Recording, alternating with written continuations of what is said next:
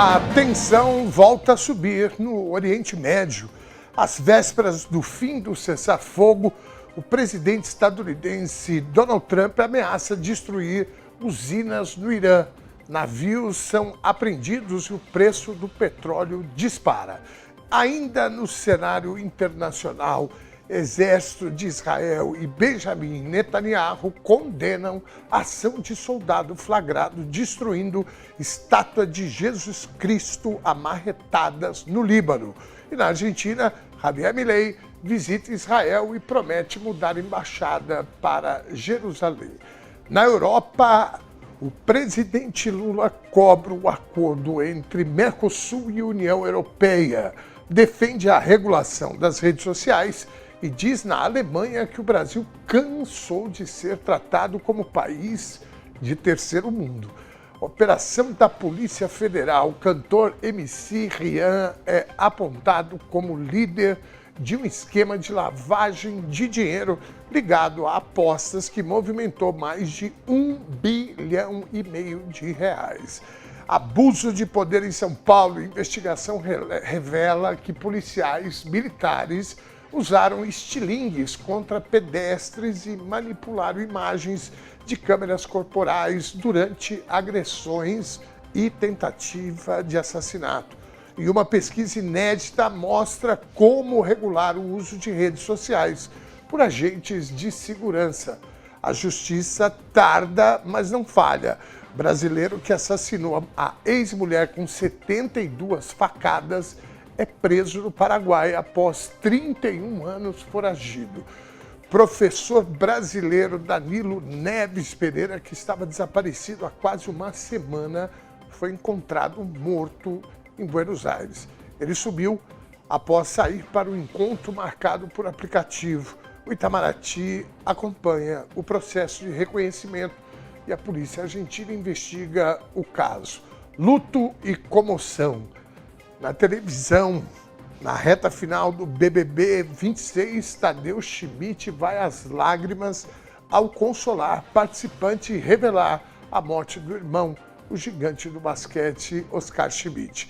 No futebol, homenagens ao Mão Santa e emoção no Brasileirão.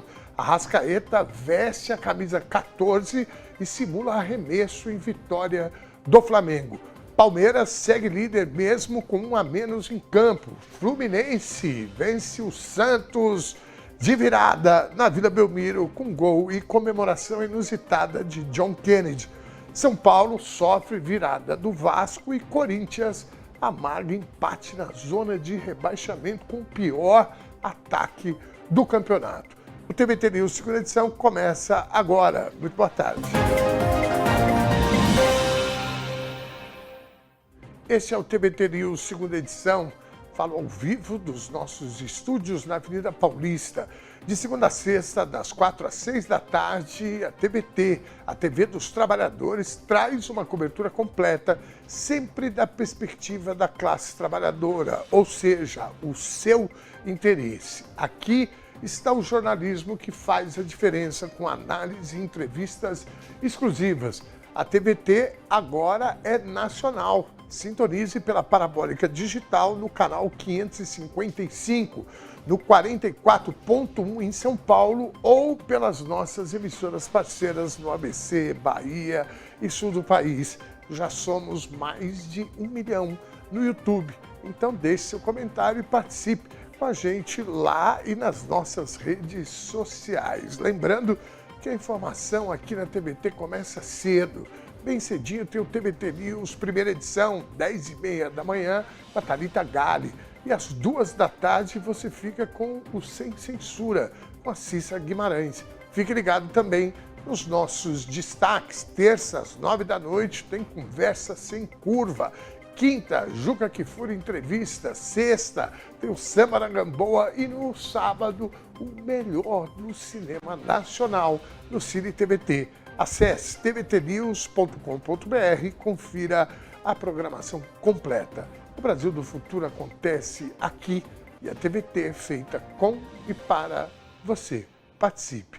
16 horas e 5 minutos, prova a história que o conflito entre classes é constante e apenas se renova e se reconfigura a depender do seu tempo. Se a Revolução de 1789 foi contra a opressão da coroa portuguesa, hoje lutamos contra outras forças também perversas.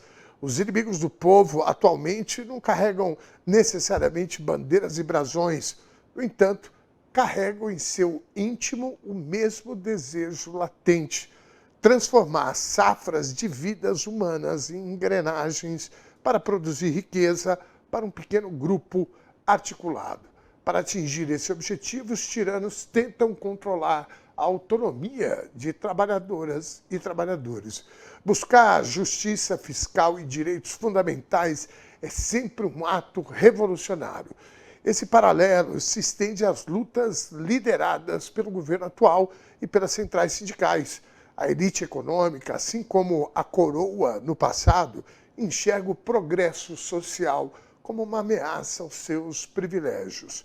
Seja contra os colonizadores do século XVIII, seja pelo fim da escala 6x1 no século XXI, a luta por justiça enfrenta o mesmo rigor dos que tentam manter o trabalhador sob vigilância e dependência. A máxima liberdade, ainda que tardia, só adquire seu pleno significado quando o Estado garante que o interesse coletivo prevaleça sobre a ganância.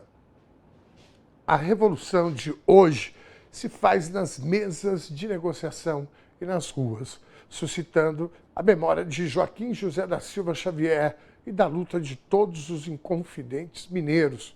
Nós queremos hoje a sua opinião. Qual é o maior desafio para que a liberdade, ainda que tardia, se torne uma realidade para o trabalhador brasileiro hoje? Opção A: o fim da jornada exaustiva, aprovar o fim da escala 6x1 como forma de devolver a autonomia e o tempo de vida ao povo. Opção B: resistência da elite, superar o preconceito histórico da elite econômica que enxerga direitos sociais como ameaça aos privilégios. E opção C: valorização do trabalho, garantir que o crescimento do país se traduz em salários dignos e no fim da dependência dos grupos econômicos. Vote na nossa enquete, você que está pelo YouTube já sabe, é só descer ali na caixinha de comentários que você já vai conseguir rapidinho achar a nossa enquete. Aproveita, já dá um like na transmissão de hoje, você que está aí pelo YouTube. Se você ainda não é inscrito no canal, se inscreva, afinal de contas somos mais de 1 milhão de amigos e amigas. Se você estiver pela televisão, é muito simples também. Você pode mirar o QR Code, aliás, mirar a câmera do seu celular para esse QR Code, que você já vai parar direto no nosso canal do YouTube. Não é mesmo? Aí lá você vai votar, interagir, deixar seu comentário, né? Já aproveita e segue o canal lá também. Vamos em frente? Vamos lá. Professora Monique Medeiros, mãe do menino Henri Borel, se entregou à polícia na manhã desta segunda-feira no Rio de Janeiro. Acusada de participação na morte do próprio filho em 2021, ela se apresentou na delegacia de Bangu após o ministro Gilmar Mendes rejeitar recursos da defesa. O magistrado do Supremo manteve a prisão preventiva e considerou irregular a soltura realizada pela primeira instância no mês passado. Ela estava em liberdade desde março, quando o julgamento foi interrompido. Na ocasião, a defesa do outro réu, o ex-vereador Jairinho, padrasto de Henri, deixou o plenário. Com isso, a sessão não pôde continuar. O caso completou 5 anos e o novo júri popular está marcado para o dia 25 de maio. O ex-vereador Jairinho continua preso. Agora, ela também, de volta à cadeia. Um momento de muita emoção marcou a reta final do Big Brother Brasil 26 na noite deste domingo. O apresentador Tadeu Schmidt precisou consolar a participante Ana Paula, que foi informada sobre o falecimento de seu pai, Gerardo Henrique Machado Renault. Durante a conversa com os finalistas, logo após a eliminação do participante Leandro, Tadeu não conteve as lágrimas e revelou que também vive um luto pessoal. Ele compartilhou com a Sister e com o público o falecimento de seu irmão, o ídolo do basquete mundial Oscar Schmidt, que morreu na última sexta-feira. Em tom de solidariedade, o apresentador elogiou a trajetória de Ana Paula no reality show. Nas redes sociais, a cena comoveu os espectadores e foi descrita como um momento histórico e dramático da televisão. Olha, eu não assisto esse programa e não me acho melhor do que ninguém, não é isso. É que eu realmente não gosto desse tipo de programa porque tem duas situações extremas que acontecem nesse programa. Uma delas eu gosto muito, que é essa, por exemplo, que é um momento de solidariedade, né, de tristeza, de acolhimento. E tem aquelas outras coisas, são aquelas maldades, aí já não, né? E a pessoa também chegar num limite lá embaixo de degradação humana, né? Então, é por essa razão que eu não assisto, mas de fato, eu não assisti essa cena, né? Mas assisti a entrevista do Tadeu Schmidt, né, irmão do Oscar, e, puta, uma coisa muito emocionante, de verdade. Agora, essa cena aí, você que está aí em casa e assistiu, deve estar concordando comigo, deve ter sido um dos pontos mais altos, até porque o Tadeu quebrou o protocolo, né? Ele acabou quebrando o protocolo e dando uma notícia, por exemplo, que é a morte do irmão dele.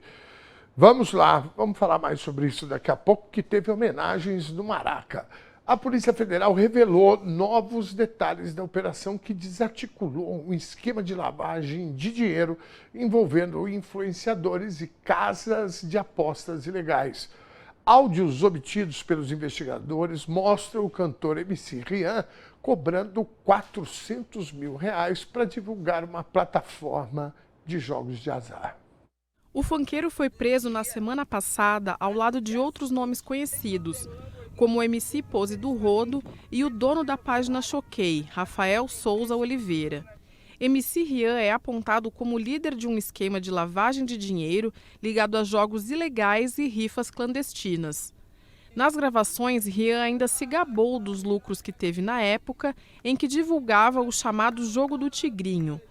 A estimativa da polícia é de que o esquema tenha movimentado mais de 1,6 bilhão de reais, misturando valores ilícitos com cachês de shows. Rapaz, você sabe que eu sempre vi, esse rapazinho aí, um dia eu vi uma notícia aí, que não sei o que tinha acontecido, sei lá, eu acho que ele tinha quebrado algum recorde, né? E aí a reportagem foi na casa dele, o cara morava num palácio, né? E eu fiquei pensando, cheio de carro na garagem, esses carros aí custam tudo mais de R$1 milhão. Aí eu falei, gente, deve ter alguma coisa errada com isso, não é possível, né?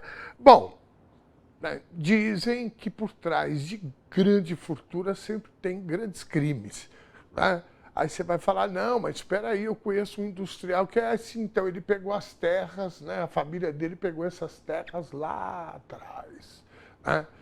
Aí você fala, não, mas a minha família não pegou nada. A grande maioria das famílias eram ou descendentes de índios, ou de negros, ou de imigrantes pobres. Essa é a verdade, né? Quem chegou aqui, as famílias que vieram aqui, né, na época da coroa, foram dividindo, né, o país, isso aqui é meu, isso é seu, isso é daquele. Né? Então, todo mundo que, né, esbanja, né, esse tipo de... Olha lá, o cara num jatinho. Né? Esse carro, eu nem sei que carro que é esse. É um Palio? Bom, é isso, né, meu caro? Eu quero viver no Brasil que essas pessoas paguem suas contas na justiça, como é o caso desse moço aí, e do outro lá, como é que chama o MC do Rodo? Pose do Rodo, né? Tá preso também. Aí, ó, no jatinho, botando um pagode, né?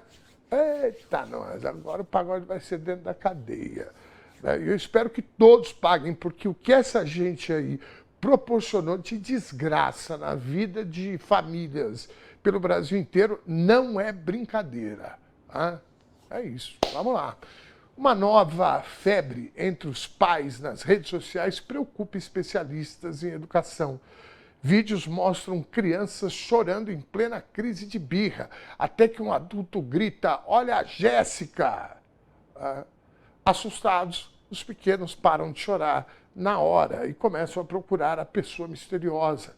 Psicólogos explicam que o grito gera um desvio de atenção imediato no cérebro da criança, mas alertam que a técnica tem limites. Segundo os especialistas, silenciar o choro rapidamente pode atrapalhar o desenvolvimento emocional e impedir que os filhos aprendam a lidar com as frustrações da vida.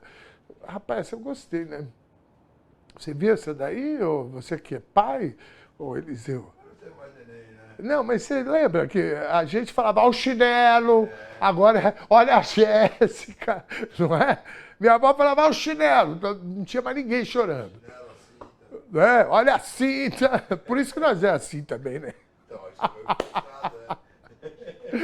Salve, Fundão! Aproveitar e cumprimentar meus colegas e colegas de trabalho lá em nome do Eliseu Fundão e do meu querido Arthur, que são meus parça aqui dentro do estúdio hoje. Tá aí, ó. Cadê? Mostra o penteado novo do Arthur. Olha lá. É, maravilha. E todo o pessoal lá de cima, do Twitter, da redação, todo mundo que está trabalhando. Quem não veio trabalhar porque fez acordo, é ponte, não sei o que lá, eu desejo que caia uma chuva aí onde vocês estão. Vamos em frente.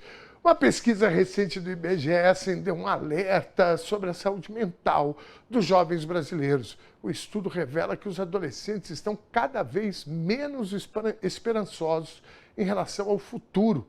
29% relataram sentir-se tristes na maioria das vezes, ou sempre. São dados que reforçam o sentimento de desamparo nas escolas e no ambiente familiar. Quem traz os detalhes dessa radiografia social ao vivo do Rio de Janeiro é o nosso repórter Jader Teófilo. Boa tarde, Jader, querido. Pesquisa interessante essa daí e preocupante, né? Boa tarde, querido. Exatamente, Ernesto. Boa tarde para você, para quem nos acompanha. Preocupante, o quadro preocupante da saúde mental dos adolescentes do país, né? Esse é um apontamento da pesquisa, justamente Pesquisa Nacional de Saúde Escolar do IBGE, mostra que 3 a cada 10 adolescentes entre 13 e 17 anos afirmam estar em tristeza, vivem a maior parte do tempo em tristeza. Essa pesquisa ouviu mais de 118 mil estudantes de 4.100 escolas da rede pública, rede privada, e chegou a esse número que é realmente preocupante, como você disse.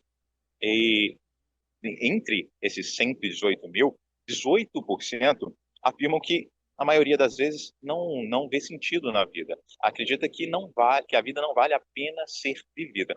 Olha só que grave, né?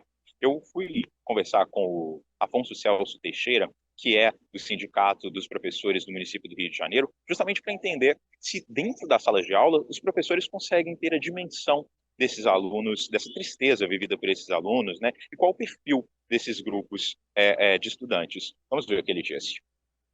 Há 2 grupos que a gente identifica, né, basicamente, e ambos com essa perspectiva de falta de futuro. É o que um grupo que a gente chama que tem uma depressão científica, que é a chamada depressão climática, a possibilidade do mundo acabar, né, devido às mudanças climáticas, e o outro que é a depressão religiosa, que também fala em fim do mundo, fala em apocalipse. Então, esses 2 grupos compõem o grupo desses chamados alunos em depressão por falta de perspectiva de futuro.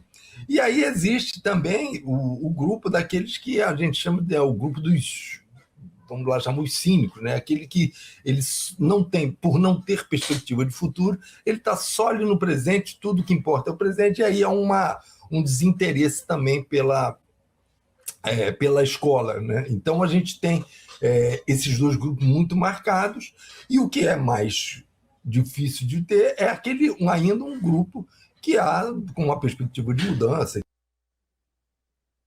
Bom, essa ideia de finitude que o Afonso traz para a gente é muito importante porque ela caminha junto com a ideia da sensação de desamparo que esses adolescentes têm diante dessa sensação de finitude, né? E esse desamparo acontece tanto no ambiente familiar quanto no ambiente escolar.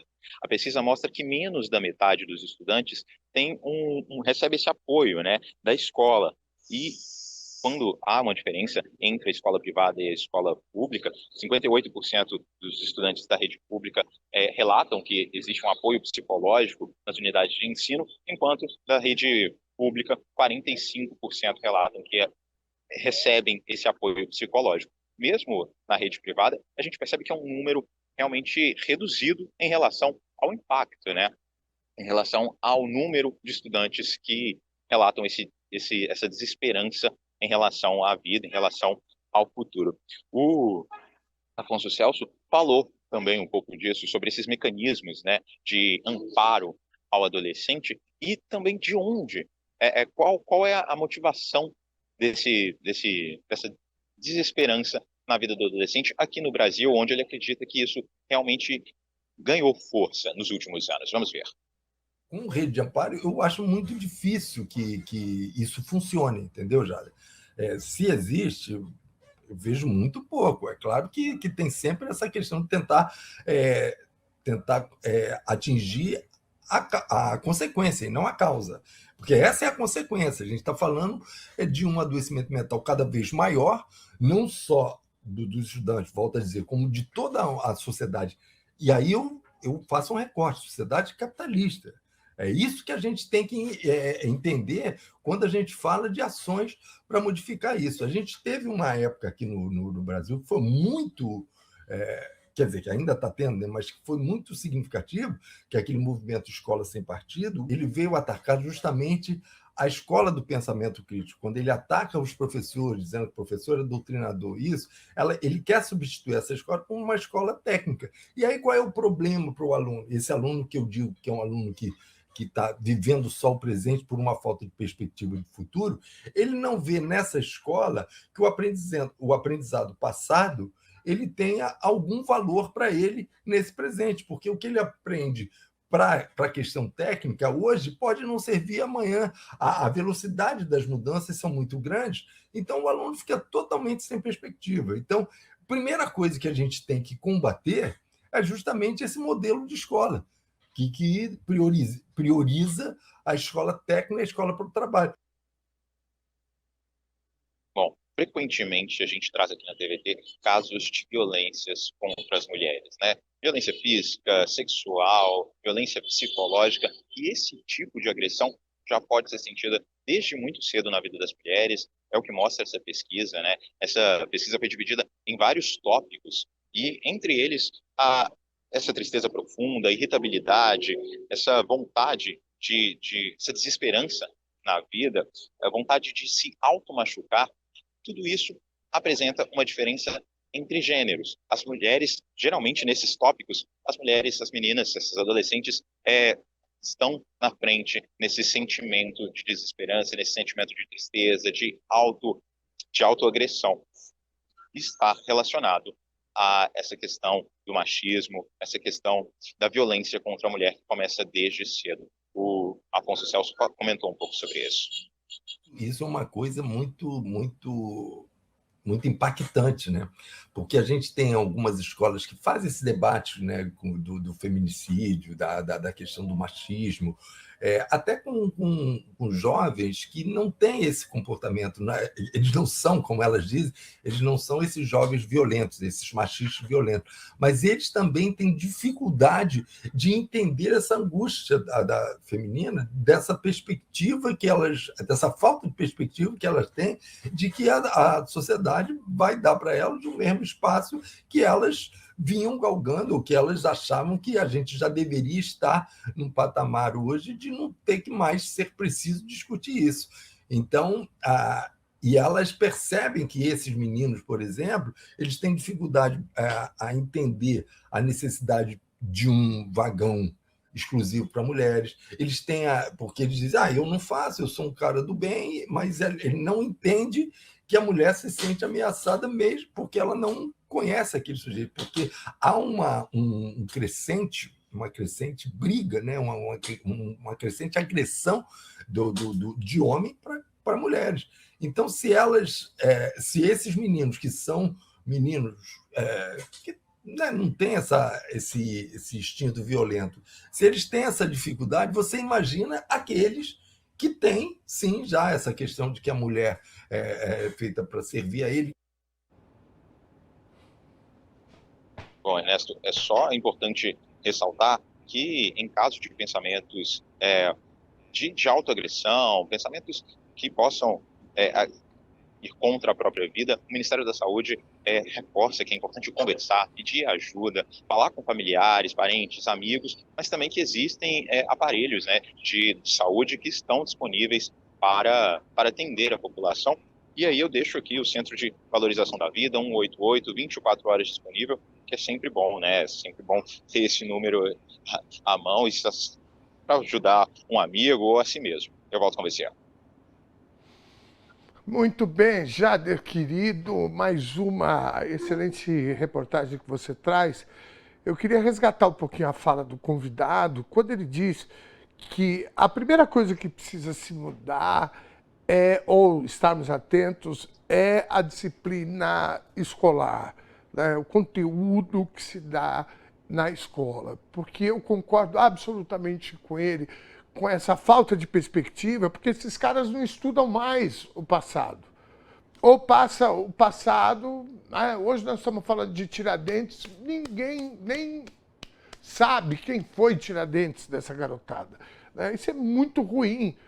E dá esse sentimento de frustração mesmo, que se você achar que a vida começa do zero, do ponto que você está para frente, muito provavelmente você vai criar expectativas que não vão, né, te agradar. Portanto, né, essa é uma das razões desse aumento tão grande. Eu nunca tinha pensado nisso, rapaz, mas é um problema que eu venho sempre pensando, olhando para essa juventude, essa geração, e falar, gente... né, como diria o Taiguara, né, eu não queria ver essa juventude tão perdida, mas infelizmente é isso. Jader, muitíssimo obrigado, querido, pela tua participação, pela tua matéria. Mais uma vez, parabéns. Excelente semana. Dia bonito aí no Rio, né? Pois é. Final de tarde bonito. Hoje o dia ficou o tempo inteiro assim, ensolarado. Ontem caiu uma chuvinha aqui, mas hoje já amanheceu com esse solzão. Bom, boa tarde para você e para todos da equipe de São Paulo. Até mais. Me fizeram uma pergunta aqui, eu não sei se eu entendi direito aqui no ponto, mas aonde que você está? É isso que pediram para perguntar, não? Aonde que você está agora aí, querido? Eu estou na Lapa, no centro do Rio de Janeiro, cartão postal da os arcos cidade. lá atrás, muito bem, muito bem. Isso, não sei se dá para ver, por conta do sol. Dá para ver, bem Arcos atrás da sua cabeça ali. Estão sendo revitalizados, passando por uma pintura novíssima agora nessa semana, nesse final da semana final da semana passada começou a passar por essa revitalização e continua durante essa semana, porque é grande e não terminou ainda. Então vale a pena visitar. Forte abraço, querido. Fica a dica aí. Até mais. Muito bem, excelente semana para você. Vamos em frente. Bom, daqui a pouquinho nós vamos apresentar aqui no telão e comentar os comentários, né, da nossa audiência. Você que não mandou ainda, dá tempo de você mandar o teu comentário, a tua pergunta, o que você quiser, fica à vontade aí. Né? Nós vamos para um breve intervalo e já na volta do intervalo a gente vai conversar com a nossa audiência aqui no nosso telão. Sai daí não, porque é rapidinho.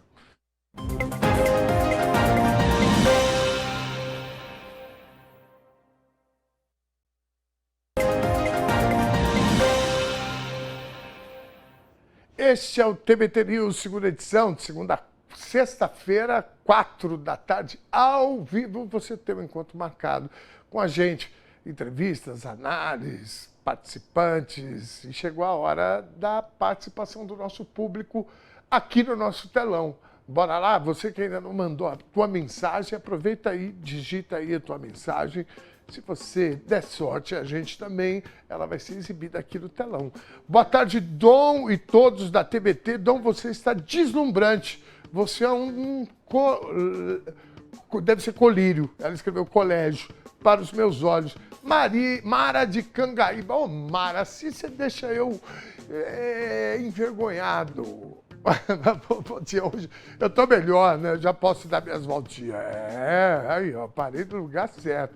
Mara, beijo gigante pra você. A tarja do Fratellinho, se tiver aí, ajuda. Dom, com look de feriado. A Soninha, querida. A Soninha, nossa colega aqui, com look de feriado. É isso aí mesmo, né? Obrigado, Sonia, pela mensagem 16h32. Vamos lá. Carlos Prates, tudo não se restringe apenas à formação profissional. É preciso que os alunos compreendam que estudo deve prepará-los para a vida e para as mudanças que acontecem. Muito bem, Carlos Prates, excelente semana para você. Meu querido amigo, obrigado pela presença e a participação sempre aqui no nosso chat, viu? Você e todo o pessoal aí, viu? Beijo para todo mundo. Criticam tanto os americanos que não sabem geografia. A gente está ficando igual se continuar assim, diz o Pedro Nascimento.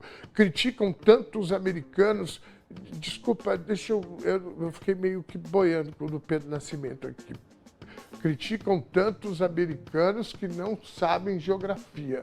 A gente está ficando igual se continuar assim. Porque os estadunidenses, deve ser isso, né? Não conhecem geografia. O presidente deles, pelo menos, não conhece, né? Vamos lá. Obrigado, Pedro. 16h33. O Carlos Pereira. Os governos estão diminuindo o número de aulas de história, geografia, sociólogos e filósofos, sociologia e filosofia. Humanas para eles, né? E imagina se o Bolsonaro tivesse ganho as eleições em 22 e aquele, o Weintraub, você lembra dele, Batata? Que foi ministro da Educação, o cara ele tinha a educação como inimiga. Né? Vamos fechar, só tem maconheiro, só tem droga, só tem orgia. Gente, todos os dias eu falo, né, todos os deuses, muito obrigado, sobretudo o pessoal do Nordeste, né, que nos ajudou a tirar essa página infeliz da nossa história. Ainda temos alguns capítulos para virar, e vamos virar. Né? Carlos Pereira, muito obrigado, querido. É bem isso mesmo, né? Aí o cara fica lá só, né? Na verdade, os caras, o capitalismo, né? Essa matéria que o Jader trouxe, o convidado, ele fala isso, que o capitalismo que traz isso, né? Que aí é uma escola, uma educação formada, esquece Paulo Freire, esquece a pedagogia, né? Vamos estudar para preparar os caras para o mercado de trabalho. E aí, meu amigo, acabou, né? O cara, ele estuda para ele trabalhar, ganhar dinheiro e ficar rico. Nem sempre é isso que acontece. E é aí que tá. O cara tá aí com 30, 35 anos falando, cara, o que eu vou fazer da minha vida? Né? Meu pai já tinha casa, carro, família, na minha idade. Né? Tem um primo meu que mora nos Estados Unidos, conseguiu comprar um carro. Né? Tá cheio dessas histórias. O cara vai ficando cada vez mais, né? Já são criados com Yakult, né? Aí é duro. Os governos estão diminuindo o número de aulas de história. Boa, já passamos essa. Carlinhos, obrigado, Carlinhos Pereira. A Mara falou certo, você é um colírio para os nossos olhos. Maria do Socorro, muito obrigado, Maria. É que eu tô todo maquiado, penteado, escolher a roupa, né, para eu usar. Normalmente eu não tô bem nessa pegada não, viu, Maria do Socorro? Brincadeira. Um beijo gigante, obrigado por essa mensagem tão carinhosa. Olá, queridão, Fábio Medeiros e amigos da TBT, Dom vestido com a cor da esperança, bom feriado para todos. Esse é o Verde Bandeira, né? Eu tinha deixado um recado para um amigo de uma loja, ele me falou, eu falei, eu quero uma camisa Verde Bandeira. Eu expliquei o verde, ele falou, é o Verde Bandeira que tu quer. E aí não chegou a camiseta, ele me ligou. Eu falei, cabra, a camiseta eu não quero. Ele falou, não, mas ela é linda. E aí cá estou eu com ela, né? Muito bem, muitíssimo obrigado. Eu adoro esse verde, é um verde esperança mesmo. Obrigado. Enzo Casimiro. Aí sim, Dom, fantasiado de chroma key. Eu vou falar uma coisa para vocês dois que estão aqui, que são minha testemunha, né? Eu vou perder o meu réu primário. Eu vou perder meu réu primário. O Batata pensa, que réu primário, irmão? Você não tem mais réu primário faz tempo. Enzo, querido, um abraço para você. Daqui a pouco eu vou falar contigo, porque nós vamos falar do Santos Futebol Clube, tá? Vamos lá, Paulo Sérgio Pascoal, deve ser. Alô, Dom, sou fã do seu programa, gostaria de saber por que o Nicolas não vai preso. Eu não entendo disso, Paulo Sérgio.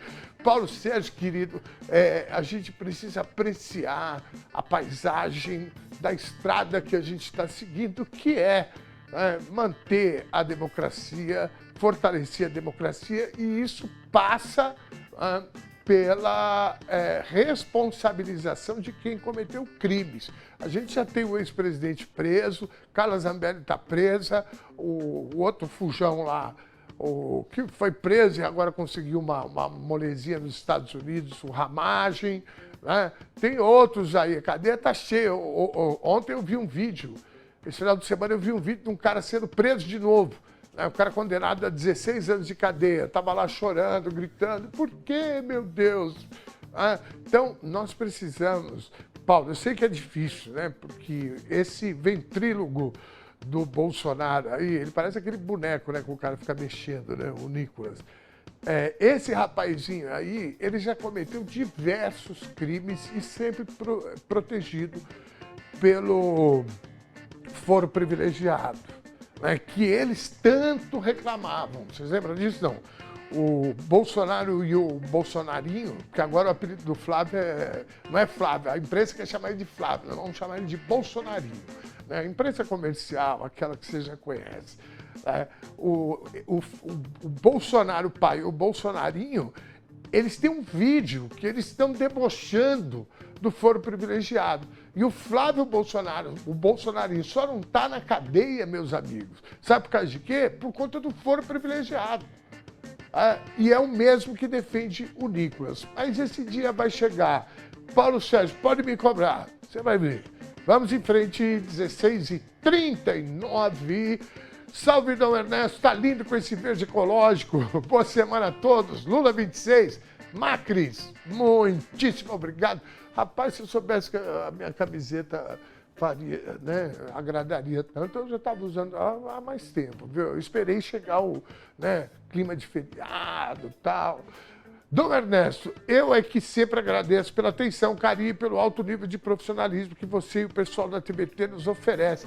Muito bem, meu querido. Obrigado por ter falado da equipe, porque normalmente as pessoas olham na TV e falam assim, o apresentador, eu gosto desse jornal, esse cara é bom, né? Quando falam, evidentemente. E às vezes as pessoas esquecem que tem uma equipe gigantesca, né, trabalhando aqui por trás dessas câmeras bonitas que vocês estão vendo aqui. Né?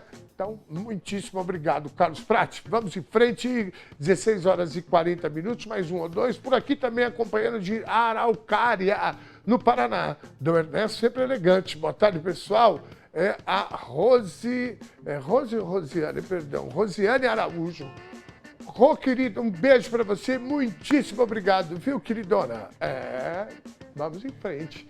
16h40, mais um. Boa tarde, família TBT. Torço que nosso presidente Lula leve adiante o projeto de acabar com essas bets. Isso é um mal que destrói a nossa sociedade. Só serve como plataforma para bandidagem. Marcílio, valeu, Marcílio, querido. Andrade Marmorando. Mas é o Marcílio, ele escreveu ali. Vamos em frente, daqui a pouco a gente volta com mais interação, porque são 16h41, mais conhecido como 4h41 da tarde. Uma ilha paradisíaca na Bahia pode ser uma peça-chave na investigação sobre o Banco Master. A chamada Ilha da Paixão, avaliada em 20 milhões de reais, foi adquirida em 2023 por um fundo de investimentos que tem como único cotista Augusto Lima, ex-CEO do banco. Ele chegou a ser preso durante a Operação Compliance Zero, que investiga fraudes financeiras. Após a compra, a ilha passou por uma reforma milionária, com demolição de estruturas e construção de áreas de lazer exclusivas. Que coisa, hein, muchacho? Eu tô fora de plano aqui, eu saí mais para lá da marca, desculpa, gente. Que coisa, e você sabe uma coisa que me deixa realmente surpreso é o dinheiro grosso, né, Batata, que rola em torno desse caso do Banco Master, né? Gente, semana passada a propina foi 126 milhões em imóveis, propina, né? A ajudinha que esse ex-diretor do banco lá de Brasília recebeu, o que ele deu em troca foi um crédito de 12 bilhões. Crédito fajuto, evidentemente, com garantia fajuta, quer dizer, né? Então, assim, é um absurdo quando se fala, porque a gente já teve outros escândalos que realmente chamavam atenção na Lava Jato, quando a Lava Jato, porque tem a Lava Jato, banda podre, e fase podre, que é a maior, e a fase boa. A fase boa foi quando prendeu um monte de, né, inclusive diretor também da Petrobras, um cara de carreira que tinha mais de 20 anos de Petrobras, né, e esse cara, ele devolveu 1 milhão, que já era uma loucura, né, Batata? Você fala, cara, o cara está devolvendo 1 milhão, quanto será que ele não roubou, né, para devolver 1 milhão, porque 1 milhão é o que acharam. Ele fez um acordo também de delação lá, né? E a gente falava de 1 milhão. Né? Aqui é um paraíso em 20 milhões, um negocinho. Né? Aí o outro recebeu de propina. Propina. O cara recebeu 120 milhões em imóveis. É uma doideira, gente. Olha, eu vou falar uma coisa. Se a gente levar a sério a imprensa tradicional, hereditária, chamem como vocês quiserem, se eles levarem a sério para divulgar esse caso Master, como a TVT tem feito, as pessoas vão se conscientizar que esse é o maior escândalo numa perspectiva, né, de quantia, de valores, é o maior da história da República. Né? E isso, gente, é coisa que acontece nessas... Sempre tem essas coisas de liquidez de banco, até o Silvio Santos entrou nessa uma vez, né? Mas, por incrível que pareça, né, para quem é mais crítico, o Silvio Santos era inocente mesmo. Eu lembro de uma história que ele foi falar com o Lula era presidente, ele falou, cara, eu vou ser preso para o Lula. O Lula falou, mas por quê? Ele falou, não, vamos olhar isso daqui. Ele falou, você tem culpa no cartório? Não, eu não tenho, mas está armado para eu ser preso. O Lula falou, não, então isso nós vamos desarmar. Se você não deve nada... A filha dele, do Silvio Santos, falou isso esses dias, né, Batata? O genro? O Banco Pan-Americano, exatamente. Então, assim, isso acontece no Brasil e a gente nem sabe. Né? Nem sabe, porque, veja, a imprensa tradicional começou a divulgar isso, eles ficaram, né, segurando. Como tem as redes sociais e nas redes esse escândalo saiu bombando e, evidentemente, né, como é que chama? A imprensa independente, progressista, de esquerda, aqui a TV dos Trabalhadores, a gente começou a dar isso que nem doido aqui todos os dias, né, cada escândalo. O que virou isso? Isso virou, né, a pauta nacional. Então, todo mundo hoje está dando. Né? E se não tivesse, né, esse envolvimento da mídia independente, isso ia ficar naqueles, tá, aconteceu, pá, uma notinha aqui, né? Porque isso daí envolve também a imprensa. Vocês viram que a TV Globo, por exemplo, teve um evento bancado por esse moço aí, né? O Daniel Vorcaro. Estava lá os repórteres da Globo, né, os jornalistas da Globo, sendo homenageados por ele, inclusive. Vamos lá, o ministro do Supremo, Gilmar Mendes, pediu a inclusão do ex-governador de Minas Gerais, Romeu Zema, no inquérito das fake news. A notícia crime foi enviada ao ministro Alexandre de Moraes após Zema publicar um vídeo com fantoches representando Mendes e o ministro Dias Toffoli. Gilmar Mendes classificou a produção como uma deepfake e acusou o Zema de tentar atacar a honra dos magistrados e a imagem do STF para promoção pessoal. Gente, eu vou falar uma coisa para vocês, o que o Zema está fazendo. O Zema é candidato à presidência da República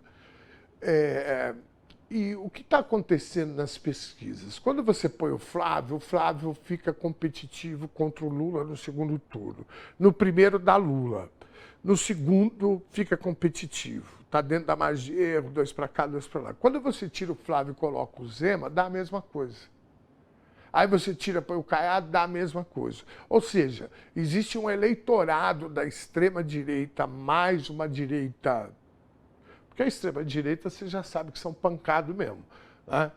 Eu vou falar das propostas aí que o Zema trouxe para explicar um pouco essa minha análise, mas aí esses caras ainda estão levando uma fatia de um eleitorado que não é cativo da extrema-direita, né? E aí, por isso que eu quero ver a campanha agora. Porque o Zema, qual é o movimento que o Zema está fazendo? Ele quer ser mais doido do que o Bolsonarinho, o Flávio Bolsonaro. Mais doido no sentido, por exemplo, ele falou que a primeira ação dele como presidente eleito vai ser reestruturar o STF. Não é da alçada do presidente da República. Mesmo que esse couve com banana aí ganhe a eleição, isso ele não pode fazer. Porque dentro da estrutura dos poderes, não é o presidente da República que vira e fala vou acabar com a Suprema Corte e vamos fazer outro jogo, outra regra do jogo. Ele está falando, inclusive, que vai ser... ministro só pode assumir com 60 anos, tem que aposentar, né, com 75. Isso tudo é um discurso para se mostrar, se colocar como outsider, né? Porque todo mundo sabe que a política cansa, a política deixa a gente exaustos, né? Tem uma parte da sociedade brasileira que não aguenta mais, né? Fala, mas eu trabalho há tanto tempo, meu pai trabalhou há tanto tempo, eu trabalho há tanto tempo, meus filhos vão trabalhar... E a qualidade de vida dessa gente caindo, né? Então, tem esse discurso outsider, que o cara chega, como o Bolsonaro chegou em 2018. Né? Comigo não vai ter acordo com o Centrão, comigo o bandido vai morrer e não vai ter corrupção, porque eu não faço acordo com ninguém. O discurso do Bolsonaro, fundamentalmente, era esse. Não era nem o bandido bom, o bandido morto. Era esse, comigo não vai ter acordo com ninguém. Centrão, fizeram música debochando do Centrão, com 3 meses ele entregou o governo para o Centrão e ficou só naquele cercadinho dele andando de jet ski por aí, né?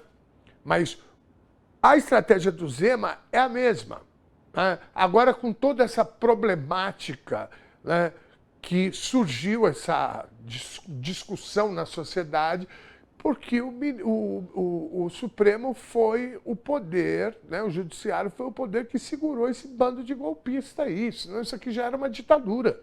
Foram eles. Então, eles sabem, e isso é, né, da natureza da Suprema Corte, garantir o Estado de Direito. Está aqui a Constituição, é a mais alta corte.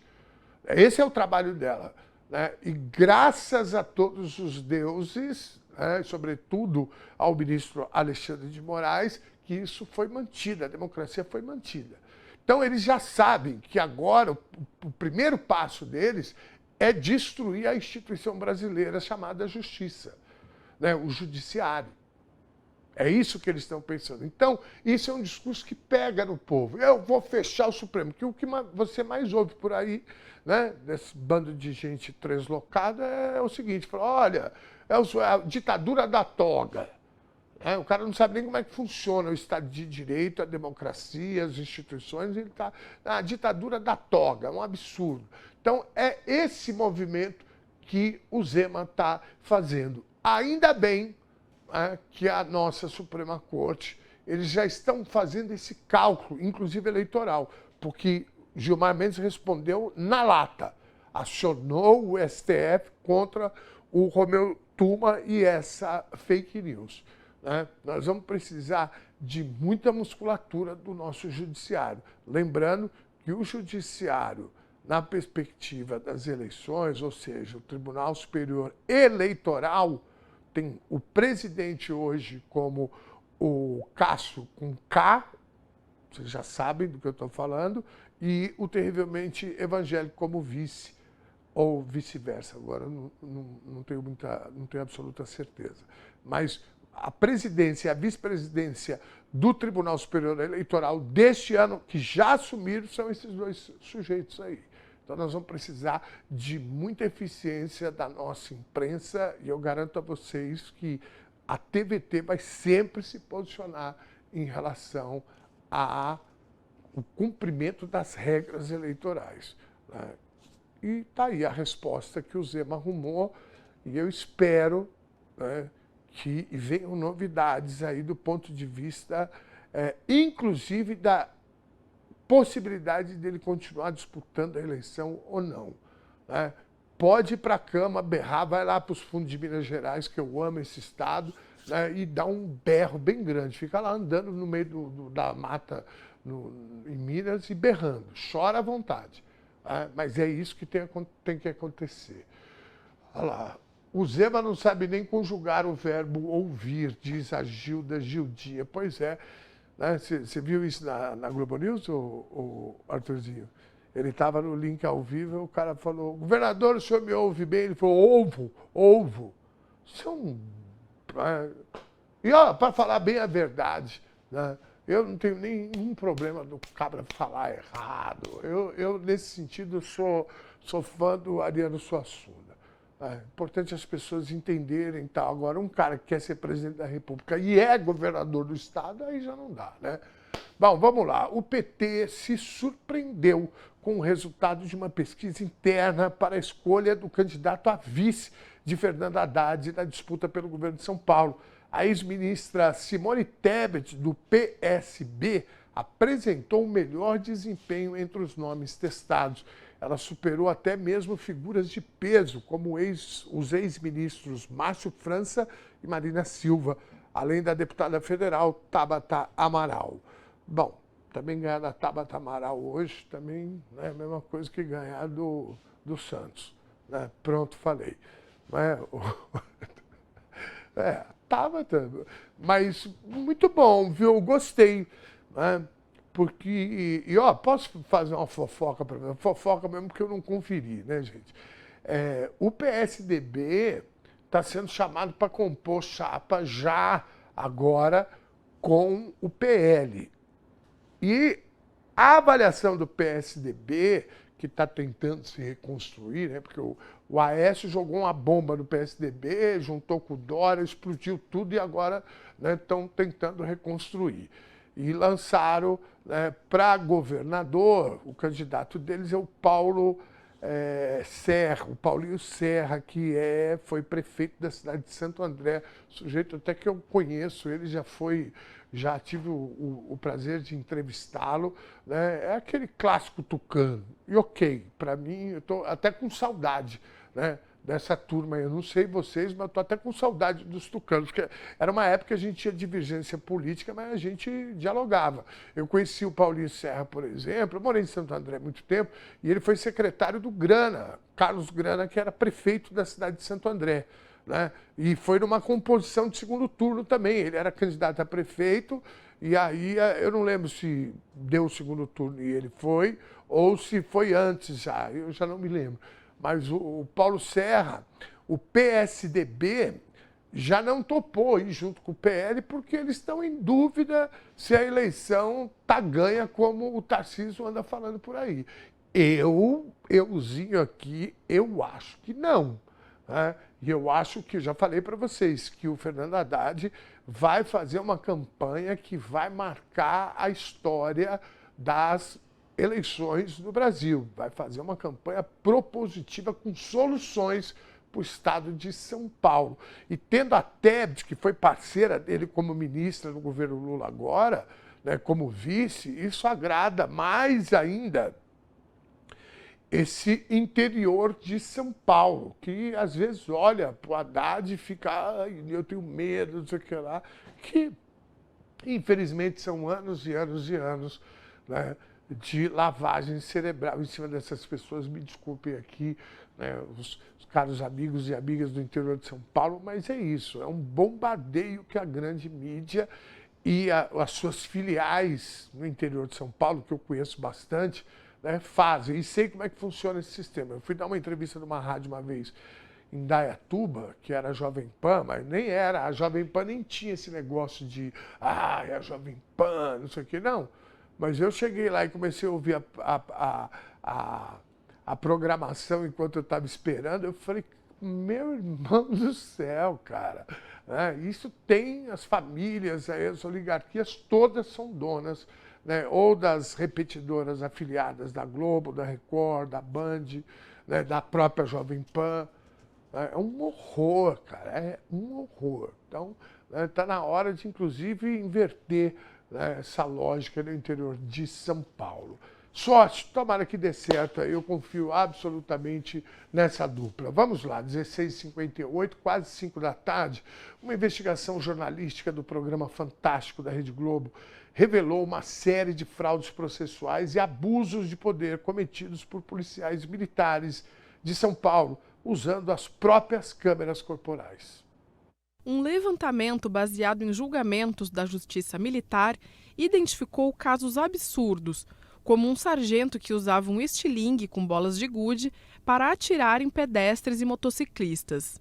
Além da violência arbitrária, a Corregedoria apontou situações em que policiais beberam em serviço antes de capotar a viatura. No caso mais grave, as imagens registraram um homem sendo pisoteado até ficar desacordado durante uma abordagem, seguida pela obstrução intencional das câmeras por 13 minutos. O homem morreu. Gente, eu assisti essa matéria no Fantástico. Alguém viu aqui? Batata, você assistiu? Que coisa mais louca. Teve um policial que ele se filmou.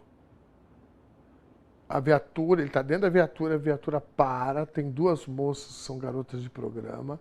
Ele contrata a garota de programa e vai para não sei o que é, porque está tudo escuro, e transa com a moça. E tudo gravado. Todo mundo ouvindo o que ele falava, e o que a moça respondia. Até a negociação depois me dá o Pix. Não sei. Cara, vocês têm noção disso? Um policial dentro da viatura fala, para ali que eu vou fazer um negócio ali. Não, é o fim do mundo, né? Aí outros são esses aí com estilingue. Você quer... Eu não sei se dá para chamar de molecagem, porque molecagem é quando o cara é moleque, né? Agora, isso daí é uma aberração. Um policial sendo pago, gastando gasolina da viatura, né, para patrulhar a cidade, o cara passa com estilingue, com uma fubeca. Se isso pega no rosto, no olho, cega, meus caras aí, ó.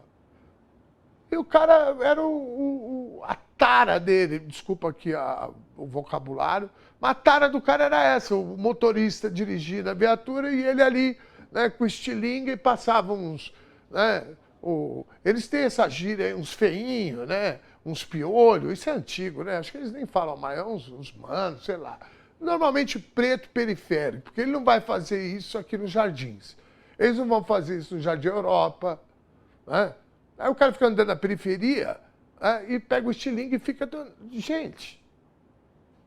E tem um outro, né, que a reportagem trouxe aí também, a nossa, que eles pegaram um cara numa viela, o cara está com um capuz lá sentado, puxa o cara para um escadão e pisa no pescoço do cara, chutam o cara, bababá, depois as câmeras sobem por 13 minutos. Levam o cara para a UPA e o cara morre e eles dizem que foi overdose. Não, gente, desculpa falar aqui, eu não gosto de falar isso, mas eu sou obrigado a repetir. Nós avisamos que essa política de segurança pública que o Tarcísio implementou em São Paulo ia dar ruim. Porque tem gente que tem, hoje eu estou com esse termo na cabeça, tem gente que tem essa tara de milico, sobretudo, igual tá aparecendo de boina, de metralhadora, não sei o que, tem gente que tem essa tara. É uma verdade. Aí o cara vê na rua, aí ele fala, olha aí, isso vai resolver. Quanto mais desses doidos psicopatas na rua e com o olhar mais... Eu vejo comentário na internet, outro dia pintou um cara com um olhar demoníaco, nem era policial, um guarda, né? Viralizou, todo mundo, isso aí, sangue nos olhos. Cara, isso não resolve, isso vai fazer com que a gente tenha uma polícia, sobretudo a militar, cada vez mais marginalizada por atos que eles próprios, parte deles, cometem. E a justiça, a polícia, é de uma importância gigante para uma sociedade, porque é ela que protege o cidadão e a cidadã. Aí o cara vê eu falando assim na polícia militar, ele fala, o Ernesto não gosta da polícia militar, o Dom não curte a polícia. Não, não é isso. Mas essa polícia, essa atitude da polícia, a formação que essa gente tem... Pô, vocês viram agora, gente, uma policial, uma mulher de 21 anos, dentro de uma viatura de madrugada na cidade de Tiradentes. O que essa mulher estava fazendo lá? Podia ser uma mulher, um homem, não importa, mas no caso era uma mulher. O que ela estava fazendo em período de estágio? Eu não sei se é com isso que é serviço público, é probatório, né? Regime probatório, que ainda está numa situação que nem está consolidado. É um horror. Então, assim, não é porque você é contra a Polícia Militar, a gente quer a Polícia Militar primeiro ganhando salário digno. No estado de São Paulo, cara, está em 20º alguma coisa no salário dos seus policiais militares em comparação com o resto do Brasil. Vocês têm noção disso?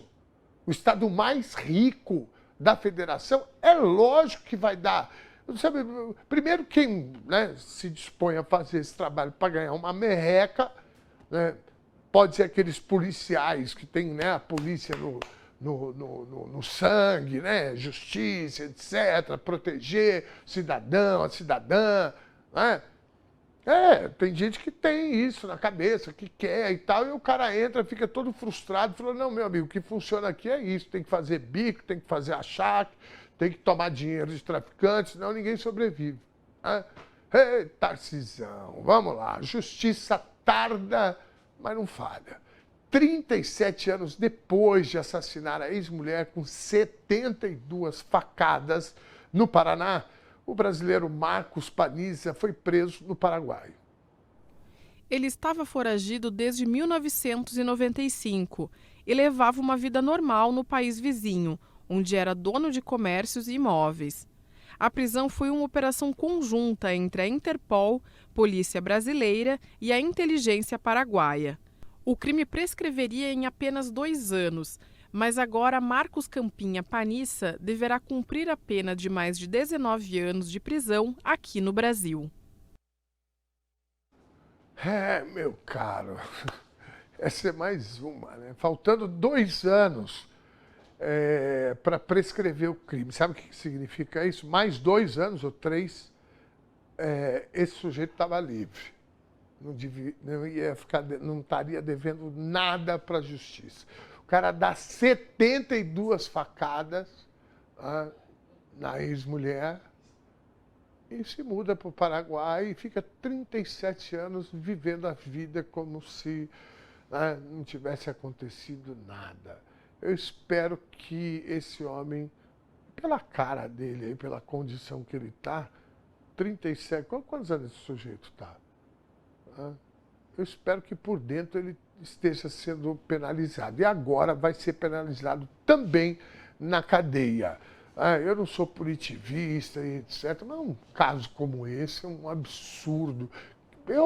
Olha, eu estou gostando, inclusive, né, dos fatores que fez com que a gente apresentasse isso é para mostrar, né, que mesmo homens que cometeram crimes no passado, está cheio deles soltos por aí, que a polícia deveria fazer também um mutirão para pegar esses caras aí, como fizeram com esse sujeito. Vamos lá, para falar sobre esse caso e os desafios que, como podemos observar, infelizmente, são históricos no combate à violência contra a mulher, recebemos a professora e líder sindical Helenira Vilela.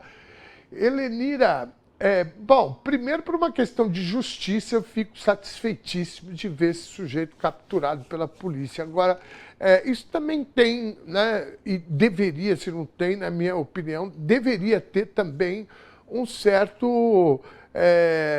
certa dose de pedagogia nisso, né? De ser didático, para falar a verdade, das pessoas olharem e falar, olha, meu amigo, né, não adianta você se esconder não, porque fica devendo. Só temos que tomar cuidado para não prescrever o crime, como quase aconteceu com esse sujeito. Muito boa tarde, querida. Excelente semana para você. Mulheres vivas, basta de feminicídio. Tá aí, estamos falando sobre isso. Aí, ó. O restinho. E chega de misoginia também.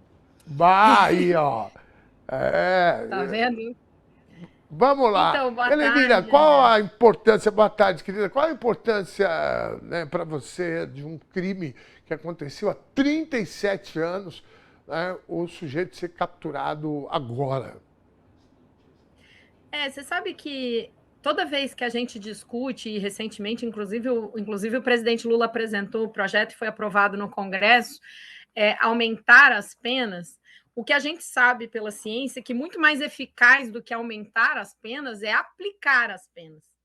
Então, toda vez que a gente discute feminicídio, misoginia, a gente quer que seja punido do ponto de vista pedagógico, que é para os homens aprenderem que a sociedade não considera aceitável esse comportamento. E aí eu preciso abrir um parênteses para dar um exemplo, mas eu podia dar muitos, em que esse comportamento desse senhor ele foi naturalizado na sociedade por muito tempo. Primeiro, não era crime, né? Em legítima defesa da honra, esse era um instituto jurídico que existia no Brasil, que só foi efetivamente e definitivamente derrubado já nos anos 2000 pelo STF, quando o STF pacificou que esse não poderia ser um artifício de defesa de nenhum feminicida. Mas, por exemplo, isso era naturalizado. E aí o exemplo que eu tenho é uma música do Jimi Hendrix, que se chama Hey Joe, você que é músico conhece bem, em que ela é a descrição de dois homens conversando, em que um que é o que narra, que quando o Jimi Hendrix canta, eu até não sei se a música é de autoria dele, acho que sim, mas ele cantou e é um sucesso. Ele pergunta, Hey Joe, onde é que você vai com essa arma? E o diálogo eu tô indo lá matar aquela vagabunda, a minha ex, que não me quer mais. E esse diálogo termina com ele dizendo que ia fugir, porque, afinal de contas, não valia... ela não merecia que ele passasse a vida na cadeia por causa dela. E o interlocutor, que é o narrador, concorda. Ou seja, a naturalização do feminicídio é um processo histórico e que um dos elementos que necessitamos que seja efetivo é que homens que praticam feminicídio, a gente precisa lembrar que uma parte considerável deles se autopune, porque há muitos suicídios pós-feminicídio, né? Mas os que não fazem isso precisam ser encarcerados para que a sociedade demonstre para o conjunto dos homens que esse é um comportamento inaceitável, que isso não tem desculpa, que não importa o comportamento da mulher na relação, o homem não pode matá-la, seja lá por que for, né? Porque ela não fez a comida dele do jeito que ele esperava, porque ela decidiu terminar a relação, ela decidiu não aceitar a relação, como aconteceu com a Lana, ela decidiu seguir a sua carreira e é sua chefe, como aconteceu com a professora do Cefet do Rio. Então, que o feminicídio é inaceitável. Então, é muito importante que esse homem tenha sido preso, que ele responda pelo crime que ele cometeu, que ele cumpra a pena completa, sem direito à progressão, porque, afinal de contas, ele tem um agravante que foi fugir, portanto, ele não pode ter progressão de pena. Mas o mais importante é que isso aconteça sempre com frequência em todos os casos, né? Que a gente consiga não esperar 37 anos, porque, apesar do ditado que diz que a justiça tarda, mas não falha, eu discordo desse ditado. Toda vez que a justiça tarda, ela falhou em si. Porque se a pessoa era culpada, ela passou muito tempo não respondendo pelo seu crime, e se ela era inocente, ela passou muito tempo acusada e não pôde ter o direito a ser inocentada. Então, toda a justiça que tarda, como essa, falhou. Mas ainda, né, antes tarde do que mais tarde, diria, né, a minha adaptação do outro ditado, pelo menos nesse caso, ele vai responder pelo crime que ele cometeu e espero que ele cumpra toda a pena em regime fechado. Mas eu, como você, não sou punitivista, na verdade, eu acho que eu sou abolicionista penal, eu queria que cada dia menos gente fosse encarcerada, só que pedagogicamente a gente precisa, na sociedade, para ensinar os homens que já estão adultos, que eles não podem compreender e continuar agindo como se as mulheres fossem um objeto de sua propriedade, como o seu carro, que quando ele não gosta mais, se bem que eu não conheço nenhum homem que tenha destruído o carro como os homens costumam destruir as mulheres, né? Quem dera, na verdade, e é muito trágico dizer isso, que os homens tratassem as mulheres como eles tratam os próprios carros, os filhos, como eles tratam os carros, isso na média, obviamente. Estou falando de estatística, então... Sim. Mas é isso, a gente precisa de leis que sejam rígidas, mas principalmente a gente precisa de leis que sejam cumpridas. E essa é a nossa reivindicação. Então, que bom que esse foi, que pena que a justiça falhou ao tardar 37 anos para cumprir, mas a gente precisa que isso seja feito com agilidade nos casos para que isso não se repita. Muito bem, só uma informação. Olha que caneca bonita, Helenira. Que é isso? Olha aí, gente. Não é? Ainda mais essa semana, gente, tá? Que tá. Pô, eu não sabia tá que difícil. você era rubro-negra, não, pô. Vamos lá. É o que me sobrou de carioquice, né? Eu tô tão tempo fora do Rio. Mas a minha carioquice sobrou foi ser carioca. Eu sou flamenguista. Helenira, isso são coisas que só pessoas que têm história como a nossa, aparece muito esse tipo de coisa, né? Para quem não sabe, a Helenira também é filha de revolucionário, assim como eu. E eu também sou flamenguista porque eu vivi no exílio com alguns flamenguistas. E eu nem saí do Brasil com 3 anos, eu nem conhecia nenhum clube. Então, quando eu volto para o Brasil, no final dos anos 70, eu já volto com uma queda pelo Flamengo. E aí eu chego no Brasil, o Flamengo é campeão brasileiro, campeão da Libertadores, campeão mundial, né? Aí eu falei, bom, agora já está. Né? Helenira, só uma informação, essa música foi gravada pelo Hendrix em 66, e tem um detalhe mais curioso ainda, ou para reflexão, que essa música era uma música folclórica dos Estados Unidos. Ou seja, era uma música extremamente conhecida, porque chegou até ser folclórica, né? Não tem um autor definido, mas, ou seja... E o Jimi Hendrix, ele, em 66, né, depois de muita gente já ter gravado, ele gravou também, e a versão dele é a mais bonita e mais conhecida. Mas tem uma versão do Rapa, no Brasil, em português, que eles mudam completamente a letra. Inclusive, tem um refrão que diz, também morre quem atira, que tem uma conotação completamente diferente. Então, essa frase, também morre quem atira, eu acho que é um ensinamento para todos os homens que têm armas, que acham que são proprietários sobre suas mulheres, que cometem o que foi agora tipificado, o crime vicário, que é matar os filhos para atingir as mulheres, e que você vai morrer um pouco quando você cometer esse crime. Você falou do moço aí que está acabado, né? Está com uma cara feia. É isso, né? Um pedaço dele certamente morre. Mas a gente precisa evitar, né? Que não aconteça mais. A gente não quer chorar os crimes. Eu mandei aí para a produção, a gente teve 5 feminicídios nos últimos dias em Santa Catarina. 5 feminicídios em 3 ou 4 dias.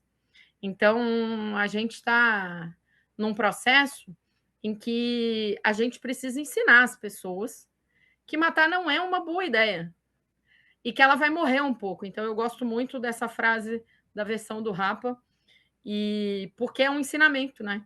A gente precisa entender que a gente está acabando com a vida de alguém, mas a gente está acabando, quem comete esse ato está acabando com a própria vida também. Minha querida Helenira, a Natasha me disse que tinha uma arte que vocês tinham apresentado, né, sobre esses últimos casos de feminicídio no estado de Santa Catarina, né? Se a gente tiver, podemos rodar, tá aí, né? Olha que horror. É uma em Araranguá, esfaqueada no pátio de casa. Inclusive, ela é mãe de uma conhecida minha. Era essa mulher que foi assassinada, estava estudando no IF de Araranguá. Ela ficou uns dias internada e acabou falecendo. Tem esse feminicídio em Balneário Rincão. Tem o cara que foi... E tem um detalhe que eu acho importante chamar a atenção para essa arte, que é uma coisa que tem me irritado profundamente, que essa semana eu vi na Guararema, eles escreveram certo, que é a mania que o jornalismo tem de escrever essa frase na voz passiva. Mulher esfaqueada no pátio de casa morre. Não. Homem esfaqueou mulher, eu acho que foram 30 e tantas vezes, e ela acabou morrendo. Mulher é morta pelo companheiro. Não. Ex-marido assassina a mulher em Balneário Rincão, tinha que ser a frase. Crime brutal. Mulher de 26 anos é morta a tiros. Está errado. Crime brutal. Homem dá tiros em mulher de 26 anos que termina morta. Ex-companheira e enteada são assassinadas. Está errado. Ex-marido assassina mulher e enteada. Ou ex-mulher e enteada.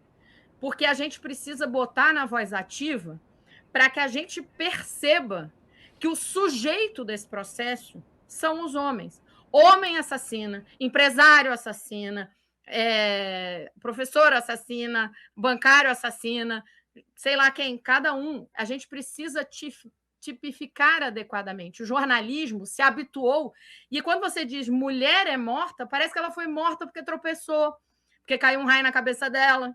Não, existe uma ação decidida, determinada, muitas vezes planejada, de um homem. Todos esses casos são 5 mulheres, são 4 homens. 4 homens assassinaram 5 mulheres nos últimos 3 dias. E aí não dá para escrever o texto na voz passiva. Isso é uma desgraça do jornalismo. Esses todos são recortes de manchetes que foram efetivamente publicadas. Há muita discussão sobre a linguagem, e a gente precisa dizer que a linguagem ajudou a matar essas mulheres, essas manchetes repetidas, porque parece que é responsabilidade delas. Ela foi morta, ela foi esfaqueada, ela foi assassinada a tiros. Não foi ela que foi, ela não fez nada. Ela estava tentando viver, e alguém foi lá, um homem foi lá, e decidiu esfaquear, decidiu dar tiro, decidiu torturar, decidiu prender. Aí outro dia aconteceu, e acontece raramente, mas acontece, de uma mulher cujos filhos estavam encarcerados pelo ex-companheiro. Ela consegue fugir, ele agride ela consegue se defender e ele termina morto. Aí a chamada era mulher mata. E aí você fala, como assim mulher mata? Homem sequestra, agride, tenta matar e mulher em legítima defesa consegue fugir e ele termina morto. Essa tinha que ser a manchete. Claro que eu não sou jornalista, estou falando das palavras especificamente, mas é preciso escrever na voz ativa. É preciso dizer quem está fazendo isso. E quem está fazendo isso são os homens, não são as mulheres. As mulheres, nós não estamos fazendo isso. Essa é uma ação de uma sociedade que autoriza homens a agir assim. E precisa reconhecer isso na linguagem. Então, o jornalismo precisa melhorar nisso. Isso é absolutamente... tem esses veículos aí, mas isso é absolutamente espraiado, tá? Inclusive nos veículos da esquerda, né, nos portais de esquerda, se você for procurar, a grande maioria das manchetes, quando acontece um feminicídio, é assim. Coloca o sujeito na voz passiva e bota a mulher morta. A gente precisa alterar isso. Para a sociedade entender, homem mata, homem mata, homem mata, homem mata. Porque aí você vai começar a perceber que a violência, uma coisa que o Lula tem dito, a violência está associada ao masculino na nossa sociedade. Infelizmente. E os homens não matam só as mulheres. Eu tenho dito cada dia, né? Vou repetir, porque eu falei isso outro dia. cada dia mais os homens precisam ser feministas para viver.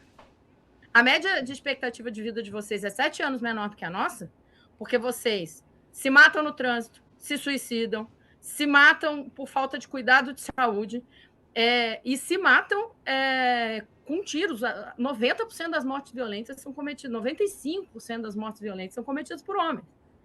E desses, 90%. Eu estava fazendo a conta, né? Você não acredita. Assim, a gente está falando todo dia que 4 mulheres são assassinadas por dia no Brasil de feminicídio. Você sabe qual é o número de homens que é assassinado no Brasil? Por dia, eu fiz a conta, agora nem me lembro, mas se você botar aí, são 43 mil, dá 20 e tantos homens por dia, 30 homens por dia. Aí você fala, gente, o que vocês estão fazendo? Parem de se matar e parem de matar os outros. Porque a gente está tentando ficar viva, porque a gente não tem nada a ver com isso. Porque a violência é de vocês têm que se entender aí e arrumar um jeito de se expressar de outra forma. Né? Porque por que no futebol tem briga? Qual é a 100% de certeza que você vai num jogo e não vai ter confusão? Quando os homens são impedidos de ir para o jogo. Isso é trágico. Se eu fosse homem, eu ia estar preocupadíssima. Como é que a gente vai fazer para ser gente? Né? Porque é disso que nós estamos falando. E aí, então a gente vai ter de novo, né? Chamando atenção, a gente vai ter sábado esse ato.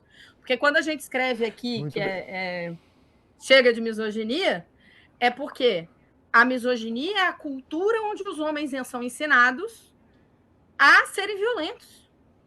Inclusive o jornalista na hora de escrever, né? Inclusive o jornalista na hora de escrever. Porque é uma construção, né? É exatamente isso. Ou às vezes fico colocando, não, porque ela fez. Falo, não, independente, a não ser que você tenha uma mulher e um homem trocando tiro, e aí você pode falar de uma legítima defesa. Fora isso, não existe nada para justificar, né, que a mulher seja morta. Ah, não, matei porque, sei lá, porque me traiu, igual o outro lá, né? Matou os filhos, se matou. Falou, gente, né? Ainda largou a culpa para a mulher. Né?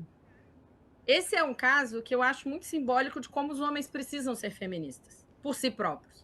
Olha o nó da cabeça desse homem. Sim. Que nível de doença social, porque não é uma doença física, mental, orgânica, resultado. É uma doença que é incutida na cabeça dele desde que ele nasceu, que ensinou uma lógica completamente torta na cabeça dele. E, gente, ele fez isso para punir ela, mas ele terminou morto e assassinando os próprios filhos. É uma perturbação, não sei nem se dá para qualificar desse jeito, mas é o que você falou, né? Você fala, gente... É uma doença social. A gente não pode atribuir isso para... Isso não é equiparável a, sei lá, esquizofrenia, outras uma coisas. patologia... Essa é uma doença produzida socialmente. São as pessoas normais, porque isso está instalado na normalidade. A ponto de que a gente estava vendo que o funk, o sertanejo, são parte da cultura da misoginia. O rock, não tem nenhum ópera, você pode pegar qualquer ritmo que você quiser. Pega o que é a história de Aida, de Madame Butterfly, óperas. A misoginia está instalada.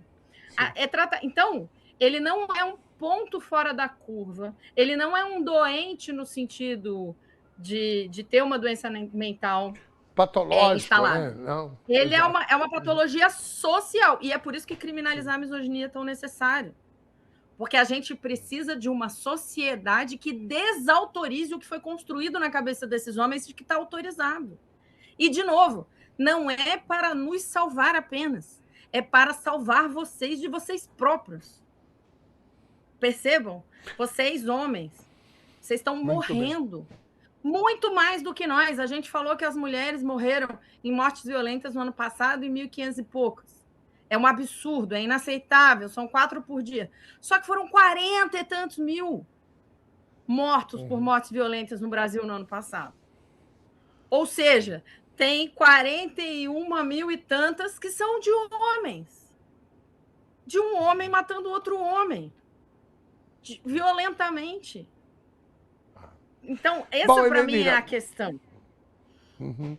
Muito bem. Por isso, a importância do ato que acontece sábado. Eu queria que você convidasse a nossa audiência, o pessoal de Santa Catarina. Aliás, vai ter no Brasil todo. Explica um pouquinho, por favor, Helenina. Então, existe o Levante Mulheres Vivas, que fez um ato dia 7 de dezembro do ano passado, apoiado por várias organizações de movimentos feministas, a maior parte dos 8M, né, das organizações de 8 de março participaram no ano passado, e esse Levante Mulheres Vivas está convocando um ato para o dia 25 de abril, sábado próximo, que vai acontecer em diversas regiões. Esse aí é o card de Florianópolis, porque agora em Florianópolis nós temos local e horário, vai ser às 11 horas da manhã no terminal do centro, no terminal de integração do centro UTICEM. E a gente está pedindo para a mulherada aí de camiseta, mulherada não, para todos que devem ir, homens e mulheres, crianças, pessoas não binárias, LGBT, o que for, e de roxo ou lilás. A gente vai fazer uma panfletagem, vai ter uma série de atividades, nós estamos organizando ainda. Em São Paulo vai ser no MASP, às 14 horas, mas vai ter em vários lugares. Então, se você seguiu o @Levante Mulheres Vivas, você vai conseguir descobrir em todos os lugares aí do Brasil onde está acontecendo. E o objetivo desse ato qual é? O projeto de lei que criminaliza a misoginia foi aprovado por unanimidade no Senado. A partir desse momento, a machosfera se organiza, porque os homens que estão ganhando dinheiro com esta dor que nós estávamos descrevendo aqui, que eu insisto, é uma dor que atinge as mulheres, mas que atinge o conjunto da sociedade, e que é movida, baseada numa tecnologia de ódio às mulheres, porque você perceba, você precisa que um menino, desde pequenininho, entenda que ele é superior às mulheres, que as mulheres serão sua propriedade. Então, e a gente ensina isso, né? Quando você tiver um menininho que roubar um beijo ou tentar levantar a saia de uma menina, com 3 anos, com 2 anos, você precisa repreendê-lo, você precisa dizer, você não pode fazer isso, você não tem o direito, você não tem que dizer, ai, que bonitinho, eles são namoradinhos, que é o que a maior parte das pessoas acaba fazendo. Então, a gente precisa de uma cultura contrária a esta. E um dos elementos que a gente precisa para construir uma cultura que reconheça as mulheres como pessoas, como seres de direitos, como pessoas que têm projetos, que têm direito de dizer não, que têm direito de trabalhar, que têm direito de resolver se separar de um homem depois de ter tido um relacionamento com ele, a gente precisa criminalizar a misoginia, como fizemos com o racismo, como fizemos com a LGBTfobia. E aí a machosfera foi gritar, Nicolas Ferreira, essa pessoa lamentável, essa antipessoa, né? Foi fazer uma gritaçada, eles abriram a caixa de Pandora de mentiras deles e eles chamam isso de a verdade, ou seja, eles chamam a misoginia de a verdade. As mulheres terem que ser submissas aos homens, os homens terem o direito de assassinar mulheres e crianças e viverem na cultura de violência em que eles se matam, isso foi chamado de a verdade. E que esse projeto impediria eles de dizerem a verdade. E eles chamam a contraposição a isso de mentira da Penha, quando eles estão mentindo sobre a história da Maria da Penha. Então, eles fizeram uma pressão sobre o Hugo Mota recuou e disse que não vai pautar esse projeto até depois da eleição. E nós, mulheres, não aceitamos isso, porque a gente não aceita nem mais um dia de Brasil sem criminalizar a misoginia. Então, a gente vai para cima do Congresso, vai dizer que a machosfera não vai vencer os 52% da população dessa cidade, desse país, que tem direito a ser tratado como igual, como diz a Constituição Federal. Então, a gente precisa criminalizar, porque tem homens enriquecendo, inclusive algumas mulheres, enriquecendo com o sangue dessas mulheres, dessas crianças e desses homens.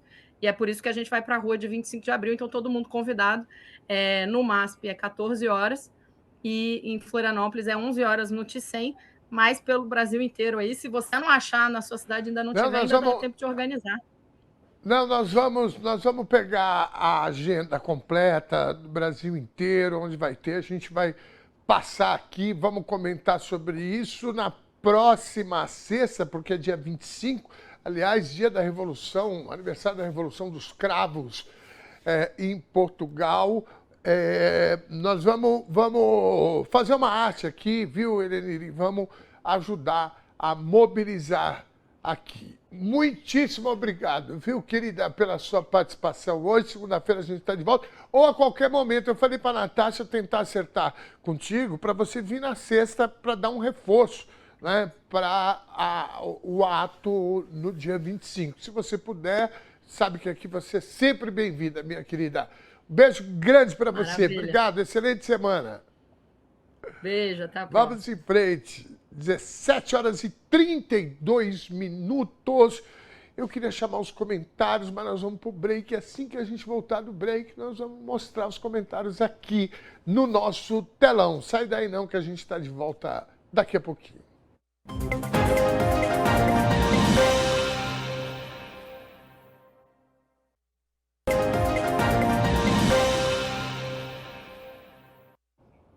Este é o TBT News, segunda edição, no ar de segunda a sexta, 4 da tarde, ao vivo. Conforme prometido, chegou a hora da gente fazer mais uma sessão de interação com a nossa audiência aqui no telão. Pode colocar na tela. A violência está demais em todos os sentidos. Onde vamos parar desse jeito? Voltaremos à caverna, pergunta o Pedro Nascimento. Pois é. É a barbárie, né? E as forças policiais, pelo menos aqui em São Paulo, entraram nessa vibe que eu não sei nem se dá mais para voltar, né? De verdade, eu vou falar uma coisa, o próximo governador vai ter que fazer uma gestão, dar um choque nessa gestão da segurança pública, né? São Paulo tá uma doideira, gente, você não consegue mais andar com o celular tranquilo em qualquer lugar, né? Eu tenho, a minha nora tinha uma loja em Pinheiros, né? Abriu mão, que lá, Arthur, a milícia estava fazendo o seguinte, ligava e falava, é o seguinte, se não me mandar 5 mil reais no Pix, nós vamos meter fogo na tua loja. Pinheiros, né? Pinheiros, olha isso, né? Vamos lá, 17h36, valeu Pedro Nascimento, Adriana Cueva, um perseguidor mirim da minha irmã, quando criança até mandou o bilhetinho, case-se comigo que te darei um carro. Roubou vários beijos e a professora achava bonitinho. Pois é, eu tenho 4 filhas, todas passaram por esse momento aí, né? Sempre chegava, não sei o quê, porque namorado não, criança não namora, desculpa. Né? Depois o pessoal fala, porra, Dom Ernesto, tu é chato pra caramba. Eu sou, cara, de verdade que eu sou mesmo. Né? Sobretudo com essas coisas aí. Vamos lá. Adriana, um beijo gigante para você. Muitíssimo obrigado pela tua mensagem. Vamos em frente. O Carlos Prates. Esse assassino passou 37 anos com medo de ser preso e fugindo. Um fantasma que o assombrou todos os dias e noites. Ter sido preso é apenas o fim de um pesadelo e o início de outro. Ele merece. Boa, Carlos Prates. É exatamente isso. Aliás, eu achei, eu vi o vídeo, ele sendo preso. A impressão que dá é essa mesmo, o cara fala, meu, puta, até que enfim, sabe, vamos encerrar esse ciclo e vai começar outro, porque, olha, né, esse sujeito deve ser completamente atormentado, né? Vamos lá. Obrigado, Carlos Prates, querido, mais uma vez. O Macris, estamos precisando de um governador que ponha ordem em São Paulo. Dom, a situação aqui está gravíssima. Não, eu acompanho, vivo aqui em São Paulo, sei exatamente o que a gente está passando, viu? Macris, depois você escreve teu nome, a não ser que seja Macris mesmo, né? É que não é muito comum esse nome. Maria Cristina? Deve ser, né? Aí, Arthur. Por isso que eu falo, velho. Os caras falam assim, pô, né? Você fala, não, eu tenho uma assistência aqui da mais alta categoria. Quer ver que ele acertou? Escuta só. Vamos lá. Tamo junto, viu? Vamos lá. Próximo, 17h38. Haddad tem meu voto, diz o GM Glaucia Locke, né? Pois é. O Haddad está surpreendendo, eu já falei sobre isso agora há pouco, né? Vamos para frente, amei essa pesquisa em relação à TEBT, serviço do Haddad. Maria do Socorro, eu gostei também, senhor. Eu achei bacaninha, viu? Eu gosto da TEBT. A TEBT, né, após a campanha de 22, né? Porque antes eu mal conheço essa moça. Vamos em frente, Simone Tebet é uma excelente opção como vice. Eu estou falando, caiu no agrado, cara. Eu acho que vai dar jogo aí esse negócio, né? Vamos lá, obrigado, Cléo, querida.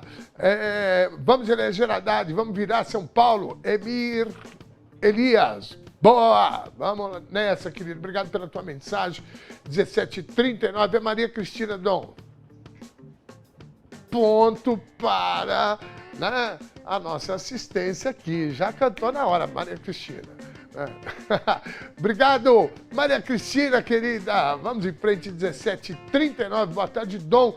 E essa equipe fantástica da TVT. Estamos juntos todas as tardes no 555. Ayrson Santinho. Obrigado, querido. Aí, meu irmão, a equipe toda agradece. 17h39. Boa tarde, Ernesto. Estou ligado na TVT News. Pedro, abraço, Pedro, querido. Vamos em frente, obrigado pela mensagem. Parabéns, professora Helenira. A Helenira é, né, como diz lá, um mulherão da... Né? Exatamente, mulher. Ainda bem que ela está aqui com a gente, viu? Professora Helenira, sempre contundente e precisa, o Carlos Prati. Meu amigo, não é brincadeira não. Vamos voltar para a nossa pauta, porque daqui a pouco ainda tem muita notícia para trazer para vocês. Daqui a pouco a gente faz mais uma interação, pode ser? A tensão entre os Estados Unidos e o Irã voltou a escalar de forma preocupante às vésperas do fim do cessar-fogo entre os dois países, que termina nessa quarta-feira, dia 22. O cenário que era de negociação agora é de ameaças diretas e confrontos militares. Tudo começou após o governo iraniano rejeitar uma nova rodada de conversas com autoridades estadunidenses que aconteceria no Paquistão.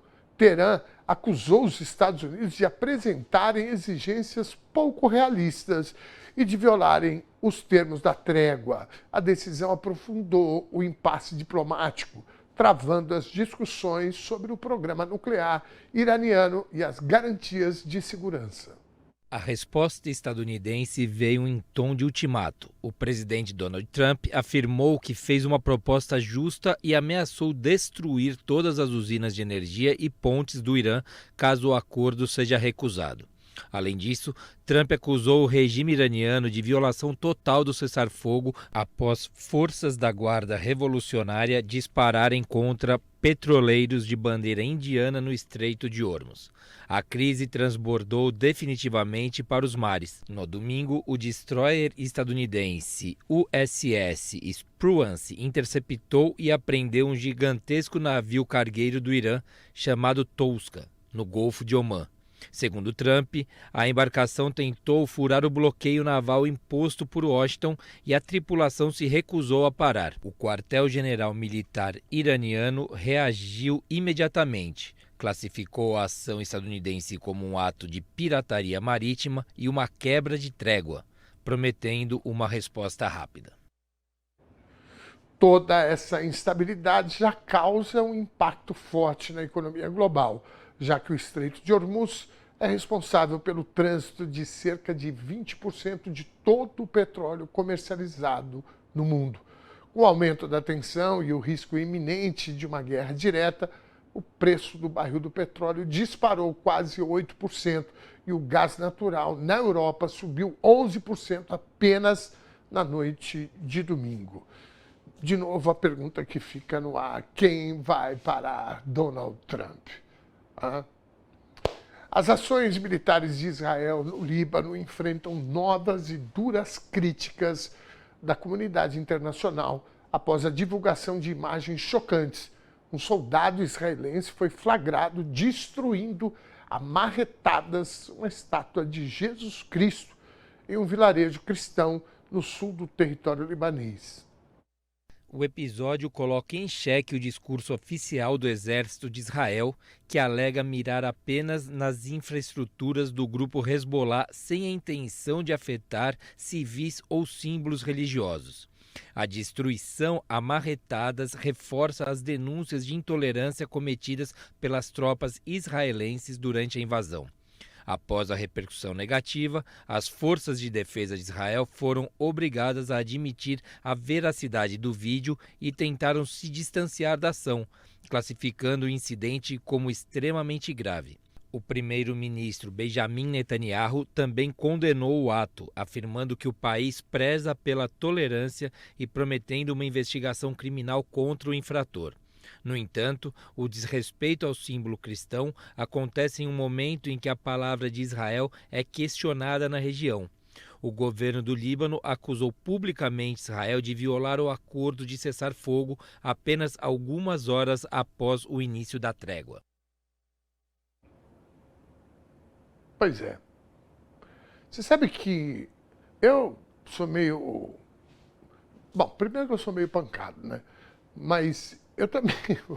O Arthur riu assim, tipo, é isso mesmo. Mas, de verdade, eu sou meio... eu procuro sempre olhar o copo, a metade do copo cheia, né? Ou cheio, perdão, de cada evento global que acontece, sobretudo nessas tragédias, porque você fala, não, alguma coisa aí tem que...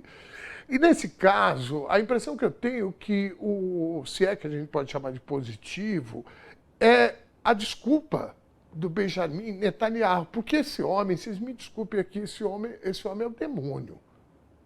Benjamin Netanyahu, para mim, é o novo Hitler do século XXI, esse sujeito que está aí. Esse cara não tem piedade, não tem nada. E da mesma forma, porque vocês sabem como é que agem os israelenses, a parte da sociedade israelense, reafirmando isso, fazendo provocações. Aquele lugar que aquele grupo palestino atacou o Hamas, que era uma rave, aquilo ali é um lugar onde os jovens israelenses sentam, né, para ficar assistindo o povo palestino ser morto, bombardeado. Né? Não foi à toa que o Hamas escolheu aquele lugar, e eu não estou aqui entrando no mérito se estava correto ou se não estava correto. Estou dando, né, a informação. Foi por essa razão. E tem muito israelense, né, crianças, inclusive, que são criadas através do ódio extremo, né, contra os palestinos. E se dizem mesmo, né, membros da Terra Prometida, que são... Bom, tem israelenses de férias aqui no Brasil, né, aprontando e com esse mesmo discurso aí. Os caras, eles são... Né, e para você ter o Benjamin Netanyahu, né, que é o grande... maestro dessa orquestra do mal, né, que é o exército de Israel, quando ele pede desculpas por um ato de um soldado, é porque eles não estão tão à vontade assim, né, como eles estavam quando estavam atacando Gaza. Né? Com o Irã, a coisa, primeiro com Gaza, porque os palestinos resistiram e estão resistindo até hoje, o mundo ficou, né, estarrecido com o que fizeram, e agora essa questão do Irã e essa questão do Líbano. Né? Então a coisa, né, voltando aqui àquela velha, né, história de que a gente fica procurando o lado cheio do copo, para mim está aí um pouco. E o ex-presidente da Argentina, Javier Milei, iniciou uma visita oficial a Israel neste domingo, em meio à escalada do conflito no Oriente Médio. Um dos principais pontos da viagem é a promessa do líder argentino de transferir a embaixada do país de Tel Aviv para Jerusalém. Durante a agenda com o primeiro-ministro Benjamin Netanyahu, Milei reforçou o apoio a Israel e aos Estados Unidos, no que chamou de guerra contra o terrorismo e contra o regime iraniano. O presidente anunciou ainda a classificação do Hamas, da Guarda Revolucionária do Irã, e de filiais da Irmandade Muçulmana como organizações terroristas. Milei também ressaltou que tribunais argentinos apontaram o Irã como instigador dos atentados contra a Embaixada de Israel em Buenos Aires em 1992 e contra a Associação Mutual Israelita Argentina em 1994. A viagem deve durar 3 dias e inclui também um encontro com o presidente israelense, Isaac Herzog. Bom, nossa produção está me avisando que eu cometi uma gafe aqui de chamar o presidente da Argentina, o Javier Milei, de ex-presidente. Eu acho que é uma vontade tão grande né, que acaba batata. Calma que uma hora a gente chega lá, né? Então eu peço desculpas pelo erro. O professor brasileiro Danilo Neves Pereira, de 35 anos, que estava desaparecido há quase uma semana em Buenos Aires, foi encontrado morto nesta segunda-feira. A informação foi divulgada pela imprensa local e confirmada pelo Itamaraty, que acompanha os trâmites para a autópsia e o reconhecimento do corpo. Danilo morava na capital argentina há 6 meses para concluir seu doutorado pela UFRJ. Segundo o jornal Clarim, o corpo foi localizado no Hospital Ramos Mejia, a cerca de 2 quilômetros de onde ele havia contatado amigos pela última vez, na terça-feira passada. Naquela madrugada, ele enviou a localização em tempo real e o contato de um homem com quem ele teria um encontro marcado por um aplicativo. Desde então, não foi mais visto. A polícia de Buenos Aires chegou a ir ao prédio onde o professor morava, mas foi informada pelo porteiro de que ele não residia mais no local. A investigação agora foca no rastreamento do celular do brasileiro e na análise das câmeras de segurança da região. Danilo, eu estou ouvindo uma mensagem aqui, gente, que veio da dona Cecília. A dona Cecília é minha fornecedora de café. Café orgânico com gostinho de democracia, e alguém comprou o café dela e mandou uma mensagem para ela maravilhosa aqui, e eu queria mostrar para vocês aqui, mas amanhã eu mostro.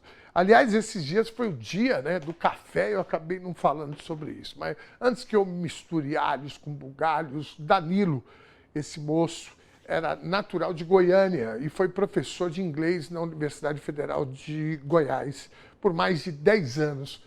Ele era definido por amigos como um pesquisador talentoso e estava há apenas um mês de defender sua tese de doutorado. No ano passado, ele publicou um livro de contos pela editora da Universidade Federal de Goiás. O consulado brasileiro presta assistência aos familiares para o translado do corpo e cobra a celeridade das autoridades argentinas na elucidação, das circunstâncias da morte. Seguiremos acompanhando o caso. Isso é uma coisa que, infelizmente, é um método, né, de gente inescrupulosa, assassinos, para falar bem a verdade. Né? O cara usar, né, uma forma de marcar um encontro com alguém para, ao final, né, o extremo de tirar a vida do rapaz. Isso é uma outra coisa também que a gente precisava pensar nessa relação aí das big techs, porque tudo isso faz parte dessas redes sociais, né? Eita, nós, vamos lá. Antes da gente ir para o nosso futebol, bom, são 17 horas e 52 minutos, não dá tempo de mais nada.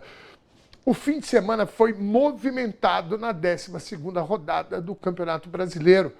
O Palmeiras se manteve isolado na liderança ao vencer o Atlético Paranaense por 1-0, com gol do zagueiro Gustavo Gomes.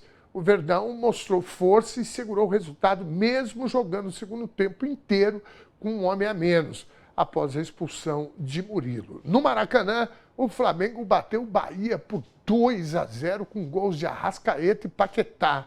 O grande destaque do jogo foi a homenagem de Arrascaeta ao ídolo do basquete Oscar Schmidt, que faleceu na sexta-feira. O uruguaio voltou a usar a camisa 14 e simulou um arremesso de basquete na comemoração do seu gol. Meus caros, e aí o juiz deu amarelo para ele. Eu vou falar uma coisa, viu? Não, ou falta do que fazer. O Brasil perde um ídolo nacional e aí o cara faz uma homenagem. Mas a regra é clara. Não, que se dane a regra, meu amigo. Nós estamos, falando de um luto nacional. Se o cara tivesse feito isso para sacanear alguém, depois reclama que o futebol está ficando chato. Está ficando chato não só por conta do VAR, essas coisas, e o péssimo futebol apresentado por alguns times, um deles eu vou falar agora aí, né? Mas, sobretudo, por conta desses caras que querem aparecer mais do que o espetáculo do jogo. Em um jogão na Vila Belmiro, o Fluminense afastou a crise e venceu o Santos de virada por 3-2. O gol da vitória foi de John Kennedy, que fez uma comemoração inusitada, que virou febre nas redes sociais. Nós temos aí, não, a comemoração do rapaz, não, do John Kennedy, a foto? Vê se tem aí. Se tiver, eu queria colocar, porque realmente é uma... Você viu, Arthurzinho? Não viu? Viu? Não sei o que ele está fazendo. Ele está fazendo um negócio assim, não sei se ele está apitando língua de trapo, assoprando uma língua de trapo. Bom, se não tiver, tudo bem, não tem problema. Porque pelo lado santista, Neymar foi vaiado pela torcida e causou polêmica ao sair de campo, com as mãos nos ouvidos, gesto que o jogador justificou, dizendo que estava apenas coçando a orelha. Esse rapazinho, ele é meio moleque, né?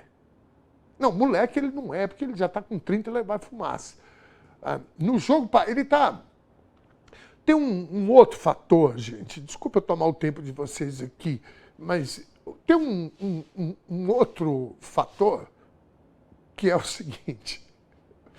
O outro fator é que quando a gente fala do Neymar, fala-se muito, ele tem que ir para a Copa, aí aparecem uns caras que dizem o seguinte, os caras que eu digo que são analistas de futebol, né? Aí o cara aparece lá e fala assim, não, mas o nível técnico dele é maravilhoso, ele sabe, não sei o que, aí o outro fala, mas ele está sem condição física, tudo isso é válido, porque uma coisa, eu estava até brincando aqui hoje com o pessoal, que eu parei de jogar, eu fui operário da bola, mas eu parei de jogar pelada, esse jogo de churrasco, olha lá a comemoração do chegado ali.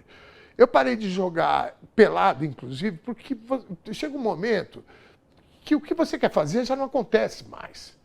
Né? Então, pô, você quer dar uma touca, aquela coisa bonita, né? Aí você passa ridículo.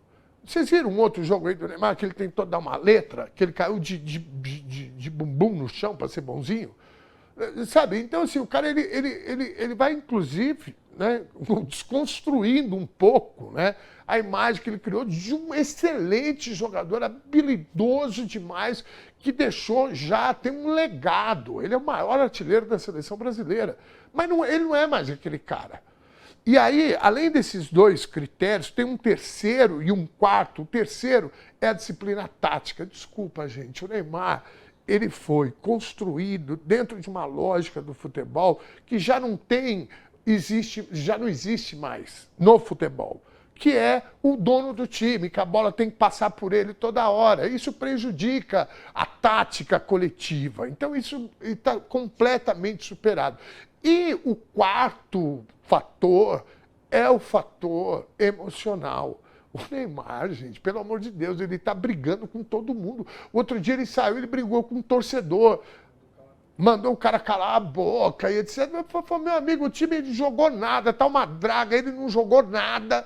E ele quer mandar o cara calar a boca, o cara que pagou. Bom, ok. Aí ele fala, não vou fazer mais isso, porque agora eu vou só jogar futebol. Aí o que ele faz? A torcida vaiando, e a manifestação da torcida, tanto positiva como negativa, é legítimo. Ninguém pode reclamar disso. Aí o cara enfia as duas mãos no ouvido.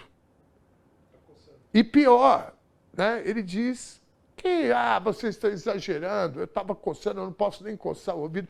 Ou seja, não é nem homem para assumir o ato que ele fez patético, e que é óbvio que esse cara não cabe na seleção, gente, vocês me desculpem. Por esses 4 fatores que eu falei, não é um só, não. Se for para levar aí jogador, leva o Zico. O Zico, coitado, o Zico tá andando assim, né? Eu vi uma imagem dele chegando no lançamento do filme dele, pelo amor de Deus, cara, também o que esse homem já passou, né? Sei lá, leva quem? Leva o Romário. Leva o Romário, deixa ele ali na entrada da área e tal. Aí, se for para fazer isso, né? Vamos lá. O São Paulo Futebol Clube decepcionou e sofreu uma derrota de virada por 2-1 para o Vasco, em uma partida onde Caleri perdeu um gol inacreditável dentro da pequena área. Já o Corinthians empatou em 0-0 com vitória no que foi considerado o pior jogo do campeonato. O Timão segue na zona de rebaixamento e lida com a incerteza sobre a renovação do atacante Memphis, que se recupera de uma lesão e tem apenas mais 2 meses de contrato com o clube. Vamos lá, encerrando já o jornal, né? Olha aí, ó. Eu queria poder passar os gols aqui, né? Os lances, né? Para a gente discutir. Você sabe que falar é muito mais fácil do que jogar futebol, né? Bom, vamos lá. A rodada ainda teve um hat-trick. É assim que se fala esse trem aí, ó? Hat-trick. What is hat-trick? 3 gols. Ah, bom, o cara fez 3 gols. O paraguaio Isidro Pita na vitória do Bragantino sobre o Remo por 4-2. Um golaço do meio de campo do Remo feito por Gabriel Tagliari. E uma goleada do Botafogo sobre a Chapecoense por 4-1. Para fechar o Campeonato Brasileiro Feminino, está de volta, agora sim, após a pausa da data FIFA. O Corinthians lidera a competição e entra em campo nessa segunda-feira para enfrentar o Juventude fora de casa. Como é que chama as jogadoras do Corinthians? As Brabas. Sorte para elas. O presidente Lula afirmou na Alemanha que o Brasil cansou de ser tratado como país de terceiro mundo e quer deixar de ser invisível. Durante a abertura da Feira Industrial de Hannover, Lula defendeu o multilateralismo, alegando que o modelo de paz pós-Segunda Guerra está sendo destruído pela força das armas e pelos interesses econômicos das potências. Na mesma agenda, o presidente brasileiro cobrou o engajamento dos países europeus para transformar em permanente o acordo comercial entre o Mercosul e a União Europeia, cujas primeiras medidas entram em vigor no dia 1º de maio. Eu adoro ver o presidente Lula lá fora, viu? Ai, meu Deus do céu. Aqui dentro também, né? Mas lá fora a gente fica com aquela imagem, né, dos caras comendo pastel lá na calçada. Vamos ver o resultado da nossa enquete? Põe na tela aqui pra gente, por favor. Qual o maior desafio atual para a liberdade, a igualdade e a fraternidade da classe trabalhadora? Para 56% da nossa audiência, fim da jornada exaustiva. Para 24%, resistência da elite. E para 20%, valorização do trabalho. As 3 tiveram boa votação. Muito obrigado pela sua companhia. Aqui no TVT News, segunda edição. Amanhã a gente está de volta às 4 da tarde. Um beijo grande para você. Até mais!